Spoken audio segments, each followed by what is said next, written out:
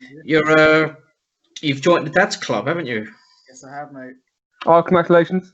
Cheers, Listening to your missus rumble on before the show. He's 8 months tomorrow, is that correct? Or am I more clued up than you?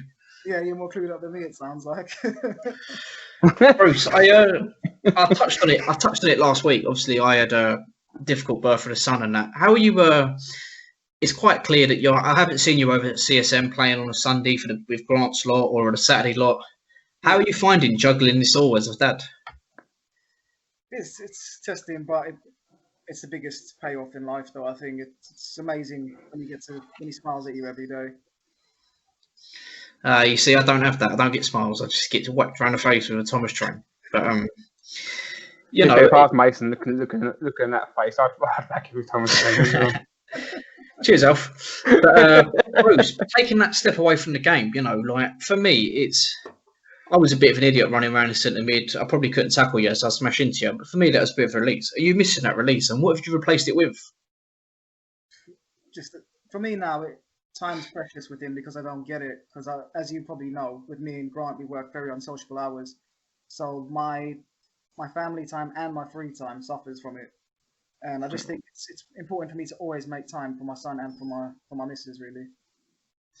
You're not slide tackling now, are you? No. I've tried it. It don't work. It's not the same.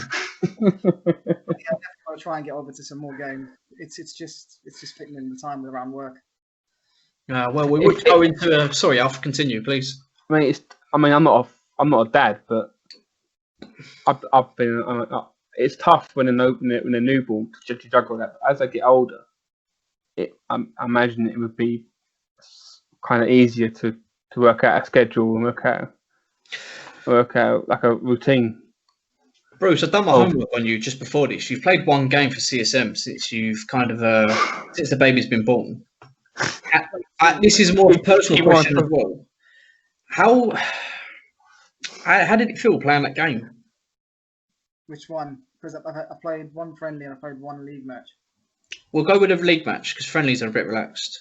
I was knackered. I don't think I could have lasted 10 minutes, to be honest with you. Yeah, you know what is? I don't know. I think it's just because with my son, I nearly broke down in tears last week talking about it on the pod. But it's weird. I think the way my son was born and he was in hospital for 2 months and that,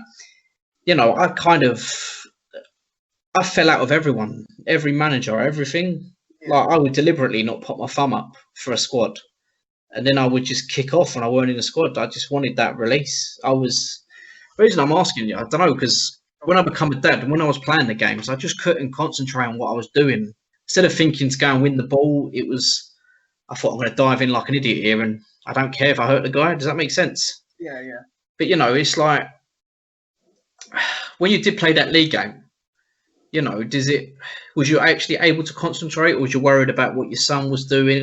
No matter where they are, if they're at safe or anything, they're always in the back of your mind, aren't they? Was you able to just concentrate fully on the game and stuff like that? Yeah, of course. He's always in my thoughts. But he is. This is the problem, isn't it? They just don't leave you thoughts in that. No. But Alfie, I just thought I'd let some of the fans know, if we've got any fans, I don't know, they watch the pod. You are going to become a bit of a co-host with myself when I do need you and stuff like that. It's as a lot of people that do know, you do have a slight bit of autism, which is probably can pick up on the pod because he does waffle on a lot. Does this, you are quite a good goalkeeper. You can play centre half for my 7-a-side team, which is quite good. You do a good job. How do you feel this it affects you when you are playing? Well, sport is massive for people with autism, especially growing up as a kid. Now, because I haven't got severe autism. There's people, there are kids with lots of severe autism don't know how to act in social situations, and so it taught me when I was a kid. I hated to lose. When I played cricket and I got out batting, I used to lose my temper. But growing up, when I moved to my dad's team that my dad played for, it was it taught me that sport is not about winning or losing. It's about people you're with, you're playing with, and it's taking part. If you win, it's great. If not, it's you know, it's weird. it's not important. But an autism, you know, also people with autism in sport, it can teach them social situations, and you know, it's massive because it also gives them a release. People feel like a release, something to to look forward to and something to focus on. How much of sport helps with your condition? Well, I wouldn't say condition. I wouldn't see it as condition, but your day-to-day life. Oh, it's massive. It's important because that cricket, like, it's massive because when people with autism when I was growing up, it was unheard of. It was so. Probably a massive confidence booster. As well. Yeah, he was kind of brushed with like they did with ADHD kids, with he's nothing wrong with him, he's just naughty. Exactly. Yeah. I mean, but it's confidence booster as well. It helps massively because they can get frustrated with no one, people don't understand, or people don't. But when you get a group of people around you, eventually we will understand. And you'll start to see that the child with autism coming out of their shell more and starting, be more confident. And it helps them. It helps them in their future life. What about stuff with like anxiety and that with coming into the sport? Because one thing I'd like to say, like I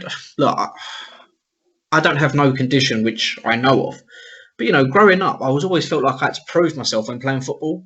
But even to this day now, even with the CSM lads now, like with the Sunday team and probably the Saturday team, I could probably do a job, but I could probably perform better for the Saturday team than I would the Sunday team, just to the fact that I can only play with confidence. And I know them Sunday boys have made a judgment on me already, which they probably think I can't play. So straight away in my head, I'm bottom of the pile. I used to go to tournaments at Mile End, I think when I was about under 17 and stuff like that. And if I see people there I knew, my anxiety kicked in straight away, and I was like, no, I'm going home, I'm not playing. But, growing up, I thought there was nothing wrong with that. I didn't think that was anxiety or anything. It's only until I've grown up and people are starting to talk about it a bit more. And I'm a bit like now, even today, like, I'll be walking around and I'll be like, hold on a minute, like, that point in my life, that was that. This was that, I like to say mental health is a bit of a jigsaw puzzle now. I think everything is still a lot of work to be done, but it's all slowly starting to come together. But Alf, my whole point on that, before I waffled on about myself, as I always do every week, because I love myself too much. Did you ever have them problems when you did have autism? Did you ever take a step back? When I took you over to football teams to train, was you a bit like, oh no, like, does that make sense? Well, not really, because I've always been this size. I've always been big. So when people look at me and think, oh, he's not much. Especially cricket, and I bowl, because in cricket people think, oh, he's not a fast bowler. He's not gonna, and I perform. It does give you a good feeling. But I've never had really, and I don't remember being anxious playing sport really, because it's something I love to do. Whether I'd love playing sport. But I haven't really gone through that anxiousness, and not that I can remember.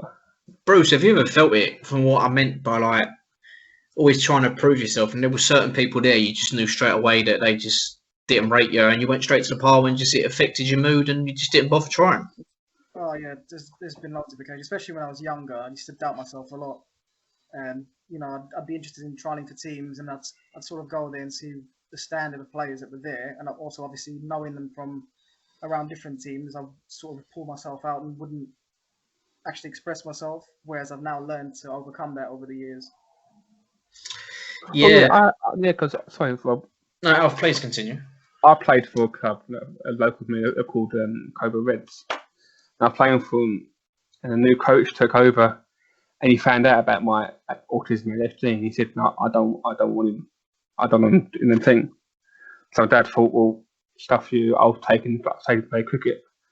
And I had a coach called for Penford Cricket Club called Keith Hurst, who said, I really like Alfie, and I like him playing. I think cricket. That belief in someone believes in you is good, is a really good feeling. But when you get that, but when someone says to you, "Oh, I don't want you because of your autism," and someone says, "No, I like you, but you're good," it does give you a massive raise in spirits and Sorry, Alf, confidence. just to interrupt you. How old was you when that happened?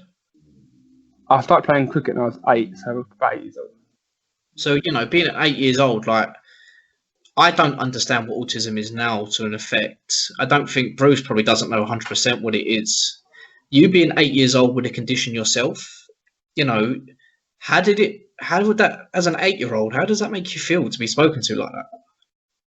I mean, it wasn't the coach who told me, it was my mum and dad. Okay. So how did that make you feel when they did tell you? I was upset because all my school friends were playing for that team at the time. Yeah, I think it is as well, Alf. Like, I do see you as my brother anyway, and you know, like, when I do tell people you have got autism, they're like, "What? He's got autism?" Like, they know you're a bit outspoken and you are a bit energetic at times, but you know, it's not that in your face, is it? Do you know what I mean? It's so No, when you so was this 8-year-old boy growing up, did it make you feel? I hate to use this, and please don't feel I'm brushing you with this brush. Did it make you feel different to other kids? I don't know. I don't remember. All I remember was I was being upset. I've never really felt different because when you grow up with autism, it's all you ever know. Mm. So, for me looking at myself, I don't feel any different than anyone else. But someone else might say, "Oh, he's a bit different." But for me, because it's a part of me, I don't find it anyone different than anyone else. It's just what I grew up with. It's what I know. So, you know, when someone does that, you know, Alf, what do you do to interact that? What do you do to prove I'm wrong? I think we'll stuff him. I'll show him. I'll stuff it. It gives you something to fire you up and say I'm gonna play well. You doubt me, I'll show you. That fighting spirit is what we all need, Alf. Gents, we're going to wrap it up there. Thank you very much. That was episode 7 of Just Talk. We're going to stick Alfie's Twitter in the bio. Bruce, would you like your Twitter or your Instagram in the bio? Yeah, go for my Instagram. We're going to go for his Instagram. He's a good-looking lad. Go and follow him. Alf, you've got your hand raised there, like in reception. Are you all right? Yeah, sorry. Was it nothing? No? All right. No, it's just no. Cheers. My personal email address is going to be in the bio. You know, we've tried to touch a bit more on mental health this week. I'm spreading that everywhere, so I can get a load of shit. I'm joking. Video's still going now. My personal email address will be in the bio. If anyone feel they need to talk out, it will be totally anonymous. We will not do anything unless we feel we need to help you. We will respond to you, of course. It will totally be anonymous. Just don't feel you have to leave your name. You can even make a fake email address if you feel the need. Please go and follow us on @JustTalkCSM on Twitter. And guys, if you're listening and watching, hit the like button, please. Subscribe and have a great week. Boys, thank you very much. You're welcome. Congratulations again, Bruce. Enjoyed it, man.